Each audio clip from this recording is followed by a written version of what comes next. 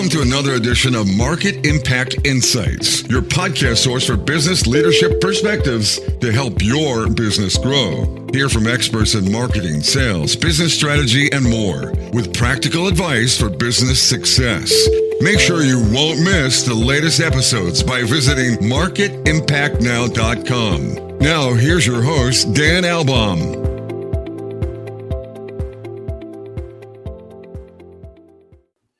Welcome back to another amazing episode of Market Impact Insights. We're talking today about leadership. Leadership in technology, it's not easy.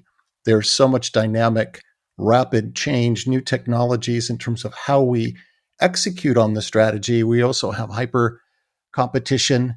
The impact and the influence of exceptional leadership is no greater than in the technology space. And we have a true leader joining. We're going to dive in and really explore all aspects of leadership in technology. Nyla Beth Gawel, she's the founder and CEO of NBG Strategy Consulting, but she has an extensive background. She's a seasoned Fortune 500 executive. She is known for transformative leadership in $7 billion plus public sector companies. Prior to founding her own consultancy, Nyla Beth had executive positions at really high visibility, well-known organizations such as SAIC, Verizon, and Booz, Allen Hamilton. And in her roles, she spearheaded strategic initiatives that not only propelled business growth, but also significantly increased financial returns. She has delivered leadership that has drove the adoption of innovation-focused corporate culture and cutting-edge technologies like artificial intelligence. Yeah, we're all talking about that. AI, digital transformation, IoT, and 5G. And she's also very active in giving back. She has served in institutions like the board of the DC American Red Cross, the Forbes Business Council, Children's Hospital Founders Auxiliary Board, so many. She's giving back. I can't wait for the conversation. Nyla Beth, welcome to Market Impact Insights. Thank you so much, Dan. It's an honor and pleasure to be here talking to you. So you've had this amazing career journey. It's really been deep in technology, but what really sparked your passion to pursue and focus around technology? If you had asked me this question 25, 30 years ago, I might have said, ooh, technology, that sounds really complicated. Big computers, big servers. It was back when I still had a green DOS email system. But what I realized is that I liked things that were new and sometimes complicated, that had the opportunity to solve societal problems, and that had a degree of complexity that really created the need to kind of examine and understand what are we building and why. My background was in international affairs as I was studying in college, and I really liked how science and technology, everything was new. Everything was being questioned. What was the role of government? What was the role of companies? What happened when you cross borders? And there's just something about seeing complexity that gets me exciting, because ultimately how you distill complexity, how you make it palatable, how you make it relationable, I guess, if that's a word, relevant to organizations and to individuals, that kind of got me hooked. I was no coder, no developer, no science major, no tech major, but it just fascinated me. And now it's become a part of life all around us. It sounds like you really just had this natural curiosity, so that allowed you to really embrace the complexity rather than run for the hills. Absolutely. And I think that's probably one of the traits that I'm sometimes most proud of, to be able to not run away when there's a complexity or a challenge or an obstacle, but realize it's a speed bump and it's a growing opportunity. So when you reflect back on your path so far, what has been some of the other biggest learning that you've taken from that? And have there been surprises for you along the way? Surprises, yes. Learnings, my gosh, probably too many to count. I think the one thing that when I look retrospectively at my career is that career paths are rarely linear. As I mentioned, thinking about complexity, embracing challenges, it was really the unexpected opportunities that I think led to my most individual, as well as even for the organizations with which I worked, some of the largest areas for growth. I studied and had to have a degree in foreign service. I was committed to having a career that would deal with international relations because I loved world affairs. I loved travel. Needing a job after I graduated, though, I found that my first position was within a research office at the U.S. Department of Justice. My focus was on supporting programs that dealt with counterterrorism technology, transitioning technology research that was used in the Department of Defense or the Departments of Energy to public safety, state and local organizations. And at the time, in my head, it was all about having the narrative that, correlated the degree I got had relevance to the career I was beginning. And it really turned into, due to the horrific events of September 11th, that I had a background in Homeland Security. That wasn't a topic that I went to school for. That wasn't even a topic that we really had heard about at that time. But I knew something about technology. I knew about the way different organizations did research and development. And I knew about how parts of our government, local, state, federal, international, all work together. And it really turned into the beginning or the foundation of now a 25-year career that it spanned management consulting, telecom, digital and integrator services in public and commercial sectors. And none of it was linear. None of it could I have said, that I wrote it and said, here's where I want to be in 2 years. Here's where I want to be in 10 years. Here's where I want to be in 20 years. But yet every opportunity, every challenge really unlocked the door to the next greatest thing.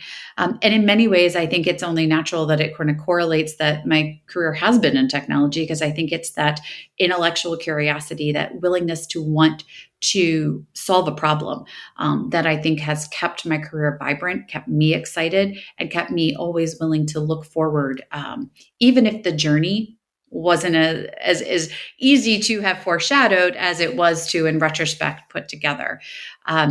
And it's through that I also think the biggest lesson along my way is that whether I was in a big company, whether I was working with startups, whether I was doing highly technical concepts, or just really talking about problem solving, everything was always about the people. The best technical solutions came from a deep understanding of a need, not just the interest in what could happen technologically.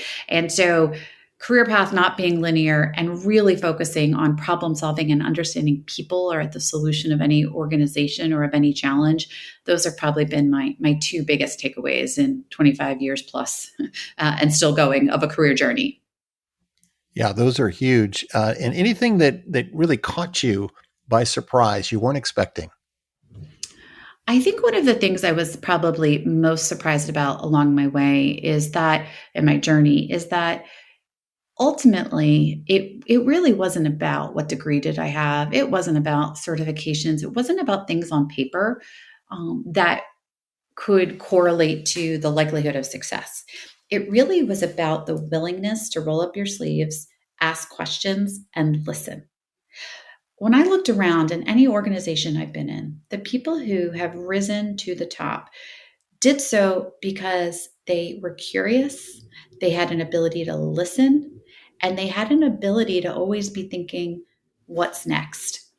Those aren't things they teach you. Those aren't things that necessarily, your degrees, your certificates, or even just your resume necessarily can convey. But those are the life skills that I think propel people in any organization to the top. Yeah, that is really an important point, because as leaders, and just having had so many conversations here on Market Impact Insights with exceptional leaders around the world, and we get in and we talk a lot about just some of the mindset in terms of what real impactful leaders have. And one of those is just there's this humility that basically accepts the fact that you don't have to always be the smartest person in the room. And so that you're actually open to the perspectives and to learning and seeing that you can learn and grow yourself through others. And so that's setting ego aside, but it's easy to say, but a little bit harder to do, isn't it? It's really hard to do. And if I think back on, my early career, I feel the need to go out to some people and say, I'm so sorry. I'm sorry that I just kind of leapt to the answer before I listened even listened to the questions that were being asked. I think it was enthusiasm, it was passion, but it's a skill that takes practice to be able to not put out what you think your answer is, but as a leader, listen, get other people willing to share what their perspectives are. And then to realize that there's no single right answer to any concern, any problem, any technical challenge, and that collaboration and the willingness to pull it out of others, even before you put your own perspective out there, it is really the strongest path to leadership and the strongest path to getting the best possible resolution, answer, solution, whatever the deliverable or desire may need to be. Now, I know you're a big advocate for women in tech. What do you see as some of those biggest challenges still out there for women to get the right advancement and visibility opportunities inside of all of these technology companies? Well, it's something that is so deep, something on which I should say I'm so deeply passionate. I am the leader of the United States as well as North America region for a global women in tech organization that's in 61 countries, all run by volunteers. And what I find really interesting is that the issue doesn't seem to be right now getting women to want to pursue technical fields. The graduation rates, the number of women entering the workforce in technical areas is actually quite high. It's some of the highest it's ever been. But the issue is, how do we keep people, specifically women, passionate about, so to speak, staying in the lab or staying in the technical roles? I know we hear a lot about the quote unquote broken rung phenomenon, where women who start, in technical fields, they are not in proportion to the workforce when they look later in their careers in managerial roles. I think that the broken rung has a lot of reasons for that being a challenge. But for me, it ultimately comes down to, how can we keep women and men really wanting to be problem solvers? There seems to be a certain point in hierarchical organizations where the leadership isn't necessarily in the technical fields. If you want to make more, you might transition into different managerial, maybe into different sales roles. Often I find that women move to the internal roles. We see it all around us when you look at who chief HR officers are, often heads of marketing. Women go into the softer sides, even within technology companies. And sometimes they lose the connection to the technical rationale, technical work that brought them into those organizations. And I don't necessarily know that there's a reason for it, but I think that the challenges that I really want women to see the technical pieces as something that can be a role they have over the entirety of their career at senior levels, at executive levels, that they don't need to move away from the hands-on technology, deep science or engineering areas to be an executive. There might be skills they can cultivate to lead still as an executive in those organizations, but they never need to abandon having the problem-solving kind of opportunities that you get when you are truly in senior technological roles. So that's a challenge that is multifaceted, has a lot of different ways I think that can continue to be addressed within different types of organizations, within different type of company cultures. But ultimately, the more we keep more diverse, different perspectives solving the technological problems, the more likely we are to build more sustainable, more diverse technological solutions, which means we got to get women right back in there, sleeves up in those roles. Yeah. Do you see a role for mentoring as part of creating that greater stickiness for the women to stay in those roles? I think mentoring is a huge part of keeping talent in any vertical or in any part of an organization or of a market. For me, the thing that I think is more essential even than mentorship is something that happens within an organization that is often described as sponsorship. And this is, to me, that step past just mentoring and sharing advice. This is when senior leaders go out of their way to create a space at the table, a chair for someone to sit in, and actually go out and invite people to be there, to be present, to be at the table, to quote Hamilton, to be in the room where it happens, to make that happen. To me, mentorship is giving advice, and advice is good. Sponsorship is when you actually are putting yourself, your own personal leadership brand and stature out there for somebody else. That is, if mentorship is good, sponsorship is great. And I think that's what we need to be doing for different people, different perspectives, is really making sure that we don't just give feedback or guidance. We actually actively get those views, those people engaged. So a lot of the senior leaders that have been on the podcast, they say one of the hardest things that they've ever had to do is develop and then sustain a healthy company culture. What do you think are the keys to doing that? As somebody who has lived through organizations with some of the strongest, healthiest cultures I could imagine, and some that have had, let's just say, the opposite, I think one of the ways that a healthy company culture actually materializes is when there are clear values that are lived and breathed across an organization. These are not words that just show up on a wall or on pamphlets or in materials, but they are embedded in daily decisions and behaviors at the top to the bottom of the organization, and even internally and externally.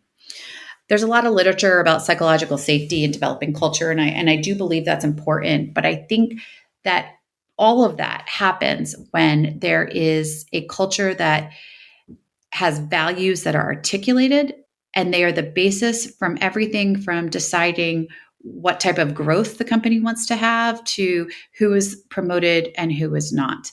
And those values have to be transparently communicated to all employees, to stakeholders, customers, clients, shareholders, because they truly should represent what it means for an organization success.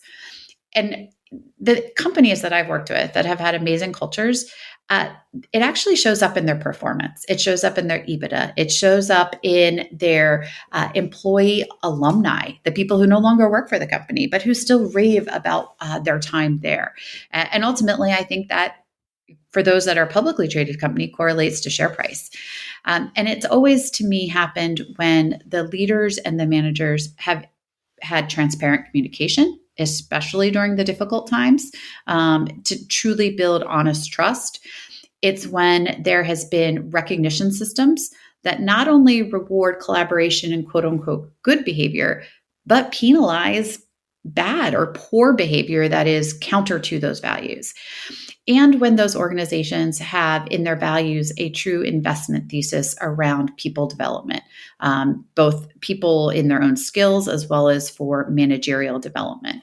And when all of those facets come together and they are anchored in consistently, routinely pulse-checked core values, I think that's when that healthy company culture doesn't just manifest and exist, but it actually gets to help truly transform and grow any organization. Yeah, I'm so glad that you emphasized behaviors, because I've worked in some organizations where there was a lot of time and effort put into, let's call it slideware, for the town halls, for the employee gatherings, the team meetings. And so words would speak to some of the values, the positive values, but then the observed behaviors didn't always match that in terms of the leadership team. And I always like to say we're in a fishbowl. The ultimate fishbowl is leaders, where all eyes are upon us at all times, even when we don't think they are. And haven't you found that, where there's this close scrutiny, and when you start seeing a divergence from the words to the actual behaviors, that's where confidence really just sinks and morale goes in the wrong direction. I couldn't agree more with you on that, Dan, because I think I'm a mom. It's probably one of the jobs that I am most proud of 2 elementary age children. And I think about the fact that I can't just parent them by saying, do as I say, not as I do. I have to do both. So too, when I think about my role in any organization, whether I am the most senior executive or even the most junior staff member, the responsibility I have is to make sure my words and deeds match. And that is true when you're in the office, it's true when you are outside the office. And it's especially important the more senior the role is in the organization. And I give a lot of space to introverts, extroverts. It may come across in different ways, but at the core of someone's behavior, it should not look like night and day in how they treat people, in how they prioritize certain elements of decision making, and even over time, how they do something one quarter to the next. And consistency is hard, but having a recognition that that's how you not only lead, but that's how you hold each other as leaders accountable. And that's therefore how you enable yourself to be held accountable by your organization. Yeah, it's this mutual contract, isn't it, where we're both holding ourselves to a high level of accountability. And so that's a ultimate motivation. It's really important. And I think that there's been a lot of recent social, viral, even corporate commentary about the fact that what happens in and outside our professional roles is a better mirror to who we are. And leaders, especially, the larger the organization, the bigger its reach, the bigger the opportunity and risk could be for those leaders, but therefore the absolute increased importance to having that truly authentic, total self willing to be shared with the world. Yeah, well, just the way that social media is and the way that we're all consuming real-time information, there's really just no hiding. So if you're going to have a inconsistency, people are going to find out about it pretty quickly. Indeed. Indeed. Yes. So we have to talk about AI, don't we? I mean, I don't know any you've got a conversation that perspective on can't it these days. Everybody's talking about it. I mean, where do you see this whole trajectory? It's moving so fast in terms of just impacts to how we strategize, how we execute. Where's this all going? I really wish, Dan, that I had a crystal ball and I could tell you exactly where it's going. And the reality is, I don't think any of us know. At least we don't know the destination. But I think there's a lot of trends that we're seeing about the journey of AI. I think the first, when I think about it, is that I ultimately always go back. I write a lot about this. It is a tool. It is a technology tool. When we talk about AI and we can talk about kind of all of what it could be, ultimately it is still a form of technology that is an enabler. And as an enabler, I look at that as something that's going to augment, not replace a lot of the work out there that organizations do. With that said, when you have such a powerful tool that can augment a lot of work, where I see it really having a major impact right now is in the speed and I should say the speed overall at which work can be done. And as a result of that speed, who does the work is dramatically changing in organizations. I was just talking recently, actually, to a law firm. And they had me speak to them and many of their attorneys about AI. And, there's regulatory aspects, there's security concern. There's a lot of things you might jump to that you think that attorneys would care about in the sphere of AI. But one of the realities is it's having its biggest impact in the junior ranks of a lot of organizations outside even just the legal profession, where, traditionally, you would be hiring analysts, you'd be hiring entry-level workers. In some fields, we know they work around the clock. It could be investment banking. It could be management consulting. It could even be in certain areas of case management, social work, so many different areas. And now there are tools that can do that work that used to be a real building block in early career areas. So what does that mean for the future of people who are graduating colleges, people who are pursuing these careers, and those entry-level roles could be done with really astute querying or prompting skills?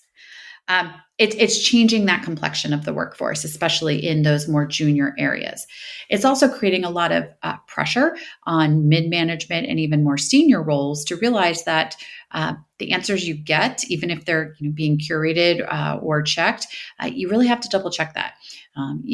It could be that you used to have multiple analysts or junior staff who worked on a project who were doing a lot of that work that now is being done in the matter of seconds, if not minutes, by AI, either public AI tools or corporately held ones. So you're getting a lot of optimization, you're getting a lot of increased efficiency. You're impacting that junior workforce, but you're also making that the responsibility of checking that work, validating, understanding was it accurate? Were there biases in it? All of that now is really an emphasis that has to be there in the management ranks, so that the quote unquote answers, the drafts, the initial products that they're getting, who's checking them? And so in the workforce, while AI is a great tool, these pressures of kind of how they're shifting the roles that have traditionally been in many organizations for decades is something that I think the workforce is not as prepared for. They may be prepared to get answers faster, better, cheaper, but that doesn't mean they're prepared to know how it impacts what they're going to need to do differently to be able to embrace such technology. Yeah, I'm involved in a lot of marketing communities, and I'm even seeing marketing, but even other functions where entire organization designs are being rethought in a whole new way versus traditional kind of functional expertise type role. Now, even shifting into, well, let's organize teams around where your focus is on the customer journey. I mean, stuff like that, that's just fundamentally breakthrough thinking. It is, and it couldn't again be in such a better alignment with you on that, because that's the part that for me, as somebody who's a corporate strategist, I get excited about because thinking about how organizations, I mean, the word organization comes from organism. It's living, breathing. How are these organizations corporately going to evolve with this? Because you're right, marketing, internal IT, sales functions, all of an organization now, I think, has increased pressure to recognize that whatever you do, are you doing it with a clear understanding of who your consumer, who your client, or who that end stakeholder, what their needs are. If you're working at a manufacturing line assembly arena, your role still has to understand more and more where that end product is going and what's going to matter about that. That's true if you're working in brand. It's true if you're working in any of these areas where the quick customer relationship management systems now, they're going to be able to tell you so much more than they ever have been able to before because of their access to the data, their ability to apply AI, other predictive modeling tools. But it also means that if you're not asking it the right questions, if you don't understand that end intent, odds are you're going to get the wrong answers, and odds are your role, your department, your et cetera, is going to start being less valuable to the organization. So yes, indeed, these thriving organisms are going to need to start shifting how they're structured and what is prioritized and incentivized for their continued growth. So you've worked around so many great leaders. From your perspective, what separates truly exceptional leadership from just good enough? I think the exceptional leaders are the ones who ignite something in others that they want, that will follow them.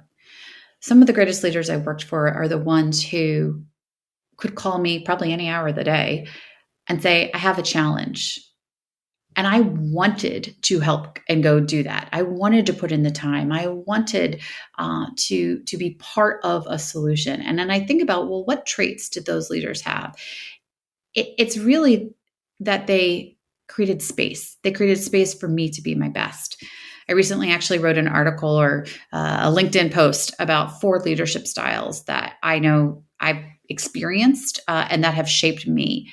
And it was, the one was the architect. People who can design these systems that are going to outlast them. So they're actually intentionally building the foundation that they might not be around to still be part of, but that I would get to grow into. And so the people who were thinking systematically about the organization and really building it around others and other skills. That was the architect role that I remember willingly following in many organizations, because I knew they were building for my future success just as much as theirs. One of the others is I called the mirror. It's the person who holds up the mirror to you, and they can give you the truth, but they know how to give it gently or in a way that it can be absorbed and clearly. It's the people who don't just say good job. It's the people who say, that was a good job. Let's talk about what you learned from it, and let's talk about what you would do differently in the future. They're the people who, as they hold up that mirror, they are building the accountability, and we're building the accountability back in me and the resilience in me to know how to take feedback and know that even if I did a great job, there was still something that I could learn. The third of the archetypes I talk about, and we used the word before, mentor, like in mentorship. But what's interesting me about those leaders are the ones who ultimately it was through their wisdom, almost a little bit more of the Socratic method, if you will, not through pure control, that they actually pulled the best out of people. And then the final one was the gardener. And I think about this kind of where I started about the creating the space. It was people who could nurture by giving spotlight and space. And instead of having to own the spotlight and take up space, they actually gave it. And they gave it so that I could stretch, I could grow like any plant that I actually have in my house, since I don't even have a green thumb. They could struggle and know how to get to the water. But it was through teaching how to grow that really stuck. And so those are kind of attributes that when I think about all the wonderful leaders with whom I've had the opportunity to work and from whom I've gotten to learn, they all found what was innate in them that they could give, but they did it with a mentality of paying it forward for the individuals and for the ecosystems and the organizations for which they were responsible. Yeah, what I didn't hear in any of those, and this is a good thing, is command control oriented mindset. What comes through is more of an empowering, lifting, and really just having your teams back and knowing that you deeply care and are interested in their success. I agree. There is a time and a place for command and control in our military, in times where we don't even have that split second to tell somebody what might need to be done.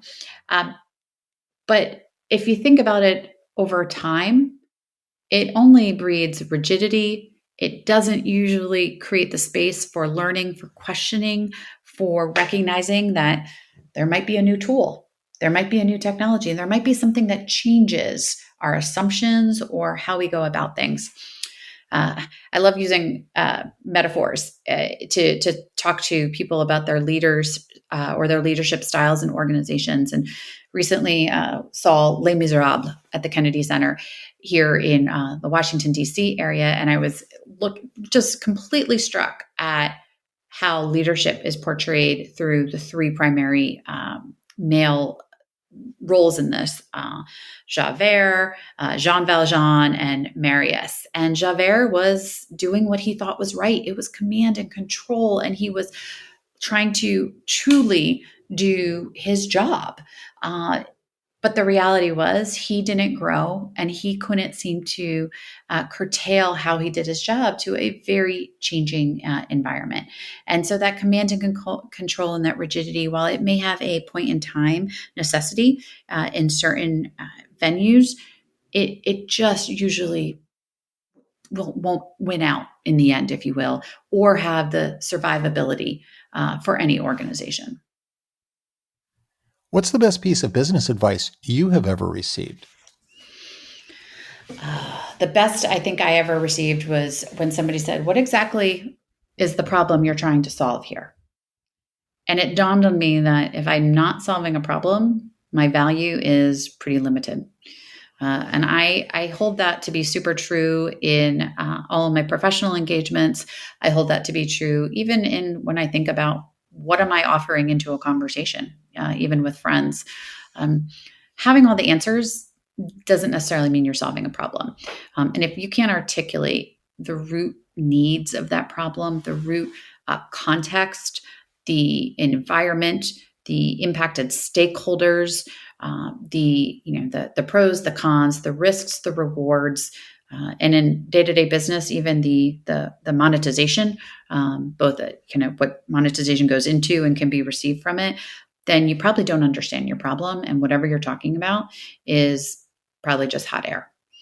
And I see this a lot too in startups. You can build something, but it's not likely going to get legs unless there is a problem that is widely held out there that it can address. And so I try to remember that for myself. If I'm going to engage in something, is there a problem I can solve?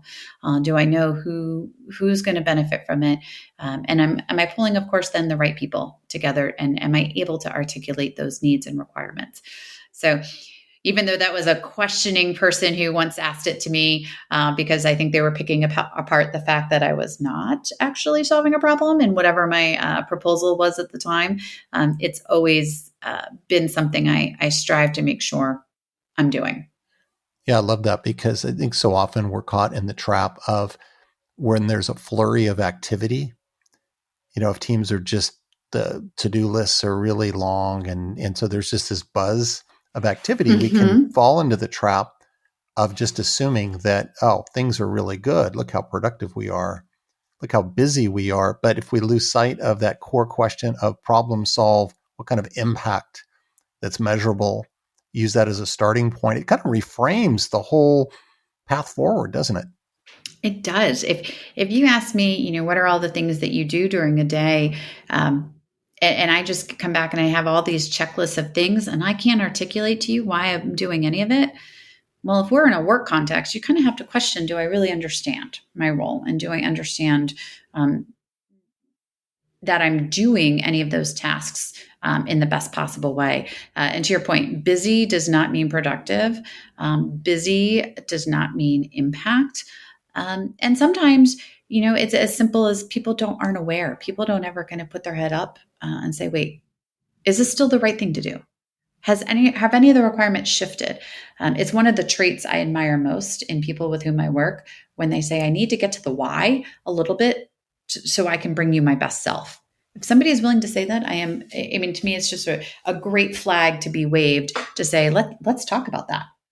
Because the more you understand, the likelihood is greater that the impact that you bring and the own development that you're going to get out of a project or an opportunity, the greater it will be as well. When you think about the future, what makes you optimistic? Oh, I think I mentioned being a mom. I think the thing that makes me most optimistic is when I look at children today and how quickly and how they can adapt to changing circumstances. When we think about, for me, especially for technology, I'm one of those people who sees the glass half full. I get excited by the way in which technology is connecting more people, truly across the globe, than ever before. It's breaking down cultural barriers, language barriers, geographic barriers, even nation state barriers, such that we are able to be and find the similarities. And it's making a lot of different environments more accessible. The fact that even myself, as somebody who is not traditionally schooled in software development, can rapidly build websites, build web tools, apps, all of that, because of other technological resources like AI and others. I think that becomes a positive thing. Now, I'll be the first to say there are tons of risks. There's risks because of social media. There are risks in cybersecurity. There are risks in technology being used for wrong purposes. I choose to stay on the optimistic side of it, which is that if we as human beings, if we can use technology to bring us closer, to enable us to do more, to bring more equitable access to anything from markets to benefits to jobs, you name it, then then I really can be excited for that.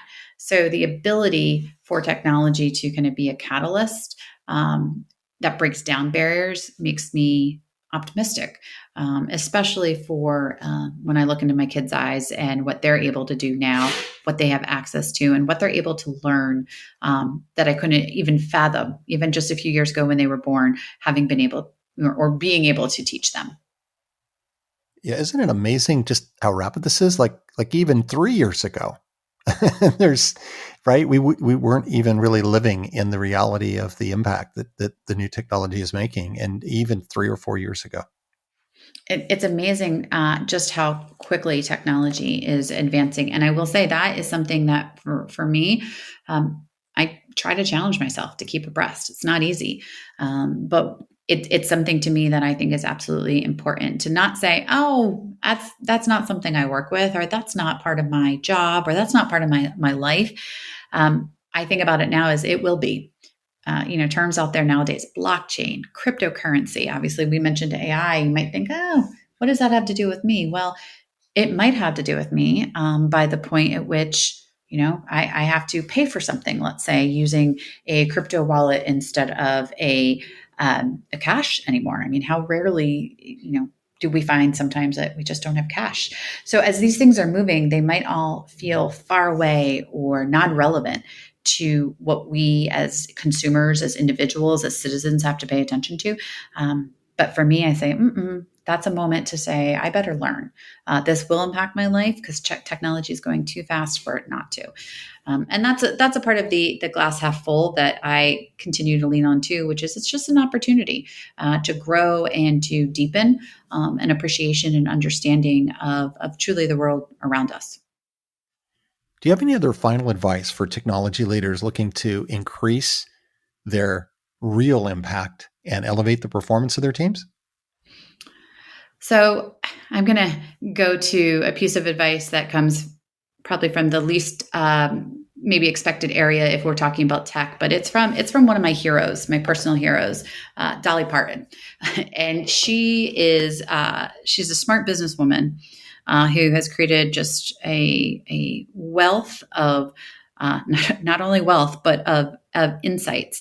And she has a quote that says, if your actions create a legacy that inspires others to dream more, learn more, do more, and become more, then you are an excellent leader. Her quote just, I think, is what all of us, especially in tech, need to hold at our core as leaders. Because anything we're building today, we just talked about the pace, it'll be obsolete faster than we could have imagined.